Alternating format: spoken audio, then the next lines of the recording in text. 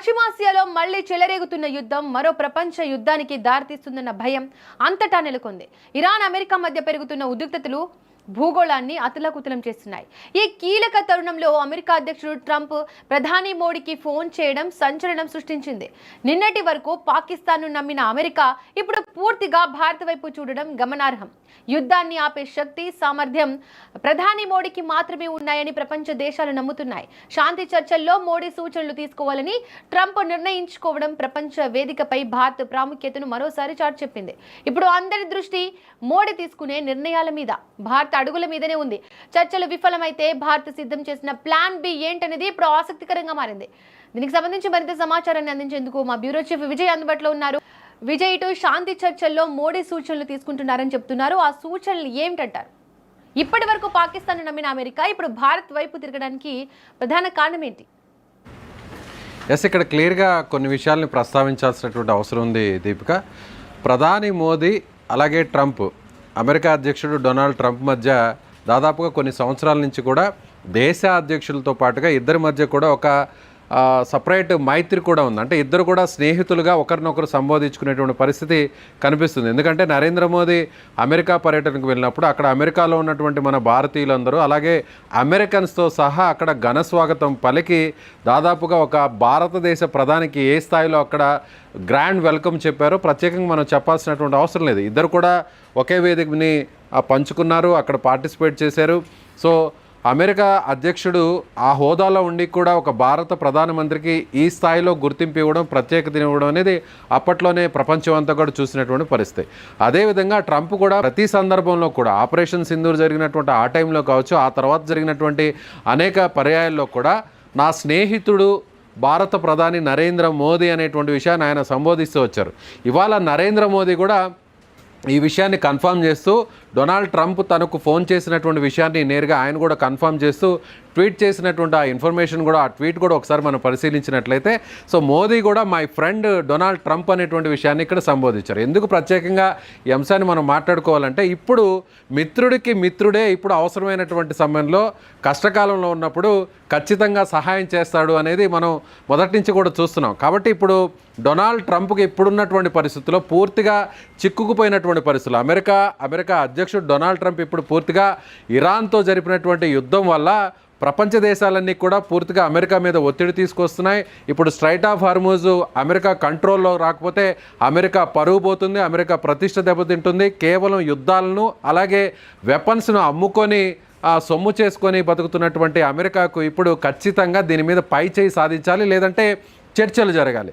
చర్చలు జరిగితే అది అటు అమెరికాకు ఉపయోగపడాలి, అలాగే అమెరికా కూడా మిగిలినటువంటి దేశాలు అదేవిధంగా ట్రేడింగ్ చేయాలి, అలాగే డాలర్ వాల్యూని పడిపోకుండా దాన్ని నిలబెట్టేటువంటి ప్రయత్నం చేయాలి. వీటన్నిటి కోసం ఇప్పుడు డొనాల్డ్ ట్రంప్కు ఏ విధంగా అయినా సరే పరువు పోకుండా, అమెరికా పరువు గంగలో కలపకుండా, ముఖ్యంగా అరేబియా సముద్రంలో కలిసిపోకుండా ఉండాలంటే ఇక ఉన్నటువంటి ఒకే ఒక ఆప్షన్, అది ఇండియాకి సంబంధించినటువంటి ప్రధానమంత్రి నరేంద్ర మోదీకి కేవలం మన దేశంలోనే కాదు ప్రపంచ దేశాల్లోనూ, ముఖ్యంగా బ్రిక్స్ దేశాలు అలాగే నాటో దేశాల్లో కూడా ఎలాంటి మైత్రి, ఎలాంటి సంబంధాలు ఉన్నాయనేటువంటి విషయాన్ని మనం ప్రత్యేకంగా చెప్పాల్సినటువంటి పరిస్థితి. ఎందుకంటే ఇప్పుడు భారత్ ఒక మధ్యవర్తిగా ఎంటర్ అయితే ఈ యుద్ధంలో ఏం చేయబోతుంది, ఈ విషయాలను ఎందుకు చెప్పాలంటే పాకిస్తాన్ ఒకసారి మనం కంపారిజన్ చేసుకుందాం. ఎందుకంటే ఇస్లామాబాద్లో ఒక స్థాయి మొదటిసారి చర్చలు జరిగితే అమెరికా ఎక్కడ కూడా పాకిస్తాన్ని ఒక పెంపుడు కుక్కలాగా చూసేటువంటి పరిస్థితి. ఎందుకంటే అమెరికా వేసేటువంటి బిస్కెట్లకు, అమెరికా వేసేటువంటి ఫినాన్షియల్ సపోర్ట్కు ఆశపడి, అలాగే అమెరికా ఇచ్చేటువంటి నిధులు, అలాగే వాళ్ళకి సంబంధించినటువంటి పనికిరాని ఒక మిలిటరీ వెపన్స్ను వాడేటువంటి పాకిస్తాన్ అమెరికా ఏది చెప్తే అది తోక ఊపుకుంటూ అమెరికా మాటలు వింటుందనేటువంటి విషయాన్ని అటు ప్రపంచ దేశాలకు తెలుసు, అలాగే ఇరాన్కు కూడా తెలుసు. అయితే ఇప్పుడు ఇరాన్ కూడా చర్చలకు ఎందుకు ముందుకు వచ్చిందంటే ఇప్పుడు అమెరికా ఏం చెప్తుందో చూద్దాం, అమెరికా డిమాండ్స్ ఏందో చూద్దాం. మన డిమాండ్స్ని అమెరికా ముందుంచాలి కాబట్టి నేరుగా ప్రత్యక్షంగా ఎదురెదురుగా ఒక చర్చలు జరగాలి కాబట్టి ఇది ఏ స్థాయికి వస్తుందనేటువంటి ఉద్దేశంతోనే ఇరాన్ కూడా అమెరికా చర్చలకు పిలవగానే, అలాగే ఇస్లామాబాద్లో జరిగినటువంటి చర్చలు కూడా సో ఇరాన్కి సంబంధించినటువంటి ప్రతినిధులు హాజరయ్యారు, అలాగే అమెరికాకు సంబంధించినటువంటి ఉపాధ్యక్షుడు జేడీ వాన్స్ హాజరయ్యారు. అయితే ఇక్కడ చర్చలు మాత్రం కూడా ఒక్క అడుగు కూడా ముందుకు పడలేదు. ఎందుకంటే ఒక మధ్యవర్తిగా ఉన్నప్పుడు ఒక రెండు దేశాలు కానీ లేదంటే ఇద్దరు వ్యక్తులు కానీ కొట్టుకుంటున్నప్పుడు మధ్యలో ఒక పెద్ద మనిషి గానో లేదంటే ఒక మీడియేటర్ గానో మధ్యవర్తిగా వచ్చినప్పుడు అటువైపు వాళ్ళని సముదాయించాలి, అలాగే ఇటువైపు వాళ్ళని సముదాయించాలి. ఇద్దరిని సముదాయించి ఇద్దరిని కూడా ఒప్పించి మధ్య మార్గంగా ఆ చర్చల్ని ఒక కొలిక్కి తీసుకువచ్చే వాళ్ళే మధ్యవర్తిగా మనం పిలుస్తుంటాం. కానీ పాకిస్తాన్కి ఇప్పుడు అంత సీన్ లేదనే చెప్పాలి. ఎందుకంటే పాకిస్తాన్ అమెరికా మీద డిపెండ్ అయింది. అమెరికా వేసేటువంటి ఆ నిధుల ముష్టి మీదే ఆధారపడినటువంటి పరిస్థితి పాకిస్తాన్ది. అలాగే ఇరాన్తో కూడా ఒక రకంగా సంబంధాలను కొనసాగిస్తున్నటువంటి దేశం పాకిస్తాన్.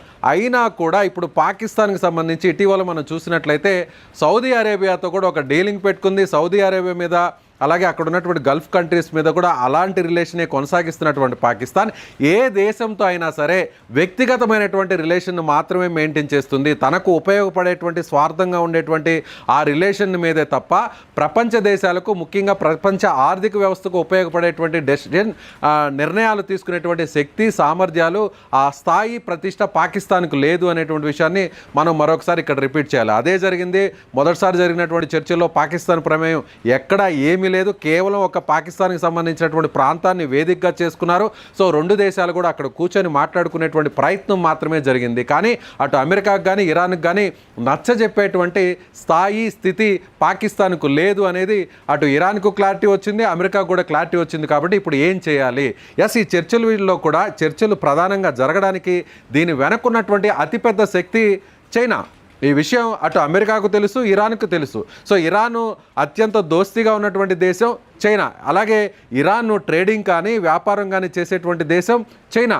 కాబట్టి చైనా ఇప్పుడు స్ట్రైట్ ఆఫ్ హార్మూజ్ క్లోజ్ అయిపోతే, అలాగే స్ట్రైట్ ఆఫ్ హార్మూజ్ నుంచి వచ్చేటువంటి షిప్స్ అంతా కూడా ఒక రకంగా ట్రాన్స్పోర్టేషన్ ఆగిపోతే దాదాపుగా 15 నుంచి 20% ఇరాన్కి సంబంధించినటువంటి క్రూడ్ ఆయిల్ మీద డిపెండ్ అయినటువంటి చైనాకు పూర్తి స్థాయిలో నష్టం జరుగుతుంది. కాబట్టి ఇమీడియట్గా ఈ వార్ని క్లోజ్ చేస్తే ఓవైపు అమెరికా పరువు పోయింది, అమెరికా ప్రతిష్ట పోయింది, అమెరికాను ఎక్కడా కూడా ఓడించే స్థితిలోకి వచ్చేసింది ఇరాన్. కాబట్టి అమెరికా పరువు పోయింది, అలాగే ఇరాన్ కూడా చర్చలు కొప్పిస్తే ఇప్పుడు తమకు జరగాల్సినటువంటి ప్రయోజనం అంతా కూడా పూర్తి స్థాయిలో జరుగుతుంది. అదేవిధంగా ఇక చైనా నెంబర్ 2 అంటే అమెరికా తర్వాత అటు వ్యాపార పరంగా ఆర్థిక పరంగా డాలర్ స్థానంలో యువాన్ అంటే చైనాకు సంబంధించినటువంటి కరెన్సీని తీసుకొచ్చేటువంటి ప్రయత్నాలు కూడా జరిగాయి. కాబట్టి అల్టిమేట్గా చైనాకు దీనివల్ల ప్రయోజనం ఉంది. కాబట్టి ఈ చర్చలకు ఇరాన్ను ఒప్పించింది చైనా. కాబట్టి ఇప్పుడు అమెరికాకి ఈ విషయం మీద కూడా క్లారిటీ వచ్చింది. కాబట్టి ఇప్పుడు పాకిస్తాన్ని నమ్మేటువంటి పరిస్థితి లేదు. కాబట్టి అందుకే డొనాల్డ్ ట్రంప్ దిగి వచ్చాడు. ఆపరేషన్ సింధూర్ టైంలో మన మీద ఎలాంటి వ్యాఖ్యలు చేసినా ఈ యుద్ధాన్ని ఆపరేషన్ సింధూర్ని ఆపింది నేనే, రెండు దేశాల మధ్య యుద్ధాన్ని ఆపింది నేనే. ఆ తర్వాత భారతదేశం మీద భారీ స్థాయిలో 50% పైగా సుంకాలను టారిఫ్లను విధించినటువంటి ట్రంప్ ఆ తర్వాత ఏ విధంగా వెనకడుగు వేసినటువంటి పరిస్థితి మనం చూసాం. కాబట్టి డొనాల్డ్ ట్రంప్కి అమెరికాకి ఉన్నటువంటి ఏకైక దిక్కు భారత్, ఏకైక మిత్రుడు నరేంద్ర మోదీ. అందుకోసమే నరేంద్ర మోదీకి డొనాల్డ్ ట్రంప్ ఫోన్ చేశారు. 45 నిమిషాల పాటు సుదీర్ఘంగా చర్చించారు. ముఖ్యంగా రెండో దఫా చర్చలు జరగబోతున్నాయనేటువంటి ప్రకటన చేసే ముందే డొనాల్డ్ ట్రంప్ నరేంద్ర మోదీకి ఫోన్ చేశారంటే ఒకవేళ మళ్ళీ పాకిస్తాన్ వేదికగా ఈ రెండో దఫా చర్చలు జరగబోతున్నాయనేటువంటి విషయాన్ని నేరుగా డొనాల్డ్ ట్రంప్ చెప్పారు. కాబట్టి ఈ చర్చలు కూడా విఫలమైతే, ఈ చర్చలు కూడా కొలిక్కి రాకపోతే అప్పుడు ప్లాన్ బి కింద భారత్ ఎంట్రీ ఇచ్చేటువంటి అవకాశాలు లేకపోలేదు అనేది ఇప్పుడు ప్రపంచ ఆర్థిక నిపుణులు విశ్లేషకులు కూడా అంచనా వేస్తున్నటువంటి పరిస్థితి ఉందని చెప్పాలి. దీపిక, విజయ్, ప్రపంచ దేశాలు నిజంగానే మోడీ పైన ఆశలు పెట్టుకున్నాయి, లేకపోతే ఇది ఏమైనా రాజకీయ స్ట్రాటజీ అనుకోవచ్చా? దీపిక, ఎందుకు ఇచ్చి ఆ ప్లాన్ బి సూచనలు ఏ విధంగా ఉండనున్నాయి? దీపిక, ఇప్పుడు ఇద్దరు మధ్య గొడవ జరిగినప్పుడు లేదా రెండు దేశాల మధ్య గొడవ జరిగినప్పుడు ఇద్దరితో మంచి సంబంధాలు కలిగి ఉన్నటువంటి ఆ దేశం కానీ ఆ దేశ నాయకుడు కానీ మధ్యవర్తిగా ఉండడం అనేది చూస్తుంటాం. అదే స్థాయిలో ఇద్దరికి సమానమైనటువంటి హోదా కలిగినటువంటి ప్రతిష్ట కలిగినటువంటి స్టేచర్ ఉన్నటువంటి వ్యక్తులనే మనం ఆ దేశాలనే ఎక్కడైనా పరిగణలోకి తీసుకుంటారు. ఇప్పుడు ఆ స్టేచర్ కానీ ఆ హోదా కానీ ఆ స్థాయి కానీ పాకిస్తాన్కి లేదు. కాబట్టి పాకిస్తాన్ బదులు ఇండియా ఎంటర్ అయితే ఇండియా మధ్యవర్తిగా ఉంటే ఎలాంటి ప్రయోజనం కలుగుతుంది అనేది ఇప్పుడు అమెరికా కూడా లెక్కలు వేసుకుంది. ఎందుకంటే చైనా మనకు కూడా పాకిస్తాన్ ఏ విధంగా మనకి శత్రువో చైనా కూడా అలాంటి శత్రువే మనకి, ఎందుకంటే చైనాతో మనం కూడా బార్డర్ షేర్ చేసుకుంటున్నాం చాలా సంవత్సరాల నుంచి కూడా. చైనాతో మనకి అక్కడ ఈశాన్య రాష్ట్రాల్లో ఉన్నటువంటి బార్డర్ ఇష్యూస్ మనకు ప్రత్యేకంగా తెలిసిందే.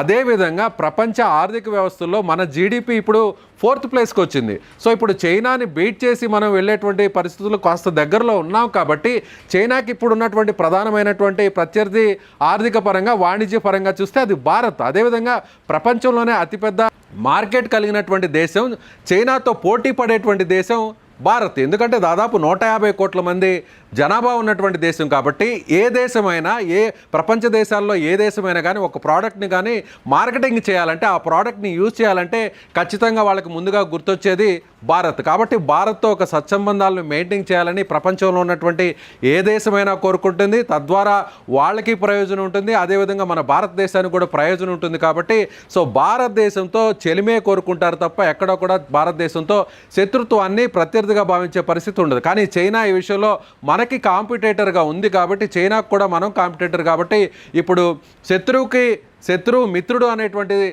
ఫార్ములాని ఇప్పుడు అమెరికా ఫాలో అవుతుంది. కాబట్టి ఇప్పుడు అమెరికాకు కూడా చైనా పోటీదారుడు, అమెరికాకు కూడా అటు వెపన్స్ పరంగా, మిలిటరీ పరంగా, డిఫెన్స్ పరంగా చూస్తే చైనా ప్రధాన కాంపిటేటర్. కాబట్టి ఇప్పుడు సో భారత్ చైనాతో పోలిస్తే ఇప్పుడు భారతే మిత్రుడు. కాబట్టి ఇప్పుడు అమెరికా భారత్ వైపు చూస్తుంది.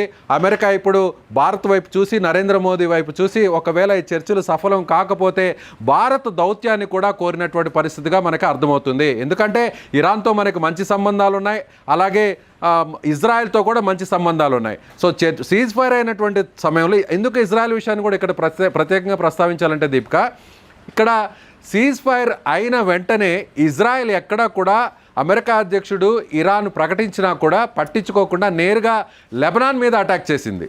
లెబనాన్ మీద అటాక్ చేసి వరుస సంఖ్యలో మిసైళ్ళ దాడి అక్కడ చేసింది. అంటే ఎట్టి పరిస్థితుల్లో కూడా ఈ చర్చలు సీజ్ ఫైర్ అనేది కొనసాగడం అనేది ఇజ్రాయెల్కి ఇష్టం లేదు.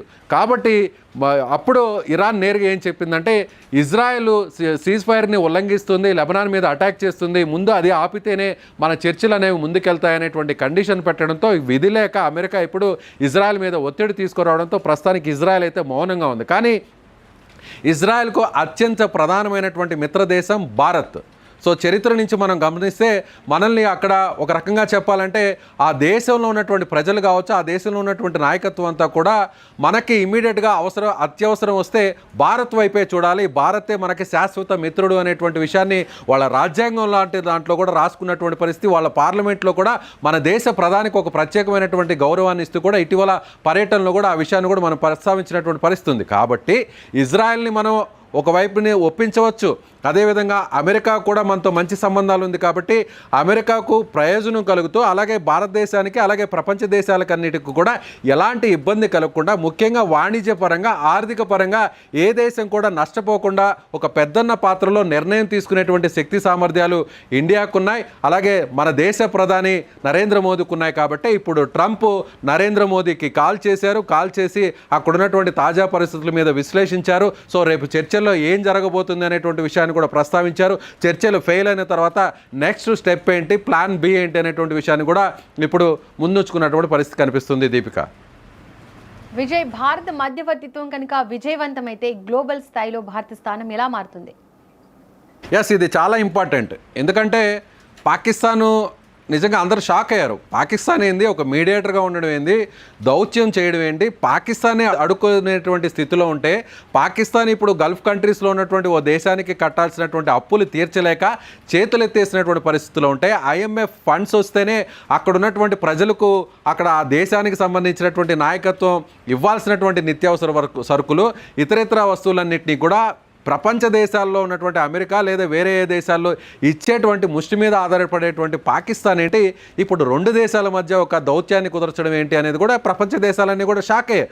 మరోవైపు పాకిస్తాను అన్నిటికంటే కూడా డేంజరస్ కంట్రీ. ఎందుకంటే పాకిస్తాన్లోనే ఉగ్రవాద స్థావరాలు ఉన్నాయి, పాకిస్తానే ఉగ్రవాదకు సంబంధించినటువంటి అక్కడ కార్యకలాపాలని పెంచి పోషిస్తున్నటువంటి పరిస్థితి ISI నేరుగా ఉన్నటువంటి విషయం మనకు తెలిసిందే. అలాగే పాకిస్తాన్ ఆల్ఖైదా కావచ్చు, ఇప్పుడు ప్రపంచంలో ఉన్నటువంటి ఏ ఉగ్రవాద సంస్థలకైనా కూడా, నిషేధించినటువంటి ఉగ్రవాద సంస్థలకైనా కూడా సో డైరెక్ట్గా ప్రత్యక్షంగా పరోక్షంగా ఉన్నటువంటి సంబంధాలు ఉన్న ఏకైక దేశం పాకిస్తాన్. కాబట్టి పాకిస్తాన్ చర్చలు అనగానే ఎవరు కూడా దాన్ని పెద్దగా నమ్మినటువంటి పరిస్థితి లేదు. ఆ చర్చలు సఫలవంతం అవుతాయని కూడా ఎవరు కూడా ఎక్స్పెక్ట్ చేయలేదు. కాబట్టి ఇప్పుడు భారత్ ఒకవేళ ఆ పాత్రను పోషిస్తే భారత్కు ఉన్నటువంటి శక్తి సామర్థ్యాలు, భారత్కు ఉన్నటువంటి స్ట్రాటజీ, భారత్కు ఉన్నటువంటి ముఖ్యంగా మంచి పేరు, అంటే ఇప్పటి వరకు కూడా మన చరిత్రపరంగా చూసినట్లయితే ఏ దేశం వైపు కూడా మనం దాడి చేయలేదు, ఏ దేశాన్ని కూడా మనం ఆక్రమించుకోవాలనేటువంటి ప్రయత్నం చేయలేదు. మనం అఖండ భారత్గా ఉన్నటువంటి మన దేశం పాకిస్తాన్ విడిపోవాలనుకుంటే పాకిస్తాన్ని సపరేట్ చేశాం. అదేవిధంగా ఈస్ట్ పాకిస్తాన్గా ఉన్నటువంటి బంగ్లాదేశ్ విషయంలో కూడా ఈస్ట్ పాకిస్తాన్ వర్సెస్ పాకిస్తాన్ మధ్య జరిగినప్పుడు యుద్ధంలో కూడా మనం బంగ్లాదేశ్ అంటే అప్పుడు ఉన్నటువంటి ఈస్ట్ పాకిస్తాన్ వైపు మనం నిలబడి 1970s టైంలో మనం బంగ్లాదేశ్ ఏర్పడడానికి మనమే కారకులయ్యాం. సో ఆ దేశానికి కూడా స్వతంత్రం రావడానికి కూడా మనమే కారకులైనటువంటి విషయాన్ని కూడా చెప్పాలి. అదేవిధంగా నేపాల్ విడిపోవడానికి కూడా మనమే స్వచ్ఛందంగా మన దేశాన్ని నుంచి ఆ దేశానికి మనం స్వాతంత్రం ఇచ్చినటువంటి పరిస్థితి. కాబట్టి ఏ దేశం మీద కూడా మనం దండెత్తలేదు, ఏ దేశం మీద కూడా దాడి చేసి ఆ భూభాగాన్ని ఆక్రమించుకునేటువంటి ప్రయత్నం మనం ఇప్పటి వరకు చేయలేదు. కాబట్టి మన జోలికి వస్తే మన దేశ భూభాగం వైపు ఎవరైనా ఆక్రమించి మన దేశంలో ఉన్నటువంటి ప్రజలను, మన జాతిని ఎవరైనా ఇబ్బంది పెట్టాలనేటువంటి ప్రయత్నం చేస్తే వాళ్ళని మాత్రం వదిలిపెట్టేది లేదు అనేది విషయాన్ని మనం ఆపరేషన్ సింధూర్ టైంలో పాకిస్తాన్కి చెప్పినటువంటి బుద్ధి, అలాగే మనకున్నటువంటి డిఫెన్స్ పవర్ అనేది కూడా ప్రపంచం అంతా కూడా చూసినటువంటి పరిస్థితి. మరోవైపు ఇక్కడ రష్యాతో కూడా మన శాశ్వతమైనటువంటి మిత్రదేశంగా ఉన్నటువంటి దేశం కూడా రష్యా. కాబట్టి ఇప్పుడు ప్రధాన దేశాలన్నీ కూడా చూసినట్లయితే అమెరికా, చైనా, రష్యా, ఇప్పుడు ఇరాన్, ఇజ్రాయెల్, ఈ దేశాలన్నీ కూడా కలుపుకుంటే ఒక్క చైనాతో మినహా మిగిలినటువంటి అన్ని దేశాలతో కూడా మనకు మంచి సంబంధాలు ఉన్నాయి. కాబట్టి దౌత్యపరంగా అన్ని శక్తి సామర్థ్యాలు ఉండి చర్చలను సఫలవంతం చేసేటువంటి ఒక శక్తి సామర్థ్యాలు ఇండియాకు ఉన్నాయి. కాబట్టి ఇప్పుడు అందరూ మన వైపు చూస్తున్నారు అనేది చెప్పాలి. నిజంగా ఈ చర్చలు సఫలవంతం అయితే సో గ్లోబల్ లెవెల్లో మన ఇండియా స్థాయి ఇప్పటికే మనకు ఒక మంచి ఎదుగుతున్నటువంటి దేశంగా, జీడిపి పెరిగి ఇప్పుడు 4వ స్థానంలో ఉన్నటువంటి దేశంగా, రాబోయేటువంటి కొన్ని దశాబ్దాల్లో మిగిలినటువంటి అగ్రదేశాలతో పోటీ పడి మనం ఆ స్థాయికి వెళ్ళేటువంటి దేశంగా ఉన్నటువంటి మన భారతదేశం ఇప్పుడు ఈ యుద్ధాన్ని కానీ ఆపగలిగితే ఖచ్చితంగా మనకి ప్రపంచ స్థాయిలో ఒక ప్రత్యేకమైనటువంటి గౌరవం ఉంటుంది. సో భవిష్యత్తులో ఎక్కడైనా కూడా ఇలాంటి పరిస్థితులు ఏర్పడినప్పుడు భారత్ దౌత్యాన్ని ప్రతి దేశం కూడా కోరుకునేటువంటి పరిస్థితులు ఏర్పడతాయని ఖచ్చితంగా చెప్పవచ్చు. Deepika. Right Vijay, thank you. పశ్చిమాసియాలో మంటలు రగులుతున్న ఈ సమయంలో ప్రపంచం మొత్తం ఇప్పుడు ఒకే దేశాన్ని ఆశగా చూస్తుంది, అదే భారత్. నరేంద్ర మోడీ తీసుకునే నిర్ణయాలు యుద్ధాన్ని ఆపుతాయా లేక ప్రపంచాన్ని మరింత సంక్షోభంలోకి నెడతాయా అనేది ఆసక్తికరంగా మారింది. ఒక్క ఫోన్ కాల్తో మొదలైన ఈ పరిణామాలు ప్రపంచ రాజకీయాలను కొత్త దిశలోకి తీసుకెళ్తాయా అన్నది చూడాలి.